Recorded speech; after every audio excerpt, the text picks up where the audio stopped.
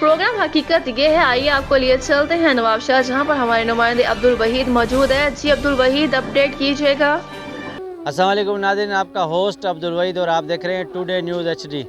हकीकत यह है प्रोग्राम। नाज़रीन, आज हम नवाबशाह खुदा की बस्ती में मौजूद हैं।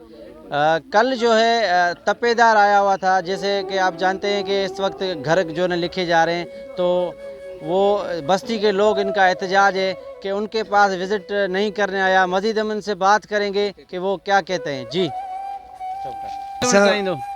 असांजा घर किरी पिया आहिनि। जी जी माना घर ते को बि असां वटि न अची सघियो आहे।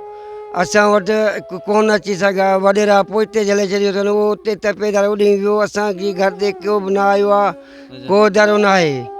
हिनजे करे 500-600 घर आहिनि साईं। हिते साईं 600 घर आहे। 600 घर 600 घर आहे हिते। नथा अचनि ऑफिसर, को ऑफिसर असां वटि नथो अचे। अच्छा हा, असां वटि अचे कोन थो। असांजे घर किरिया पिया आहिनि, पाणी में ॿुॾिया पिया आहियूं। असांखे केरु न आयो आहे। असां छा मुतालबा गवर्नमेंट सां साईं? सही मुतालबो इहो आहे त असांखे घर ठाहे ॾियनि। अच्छा, हा, अचनि तव्हांजी विज़िट करण जी? हा जी, विज़िट करे वञनि, असांखे घर ठाहे ॾियनि। असां वटि हिते को बि कोन आयो आहे। असांजो मुतालबो इहो आहे त अची तव्हां विज़िट करे वञनि, असांजा घर ॾिसनि किरिया आहिनि। हिते असांजा बस्ती जा माण्हू, असां पाणी में रस्ते जो परेशानी, न अचण वारो केरु कोन हो। असांजो अची भले ॾिसनि, पंहिंजो पोइ लिखी वञनि। असां वटि अचनि ई कोन था। असांजो मुतालबो इहो आहे त अचनि हिते। अच्छा जी, विज़िट न करे विया आहिनि? न साईं, कोन करे विया आहिनि विज़िट।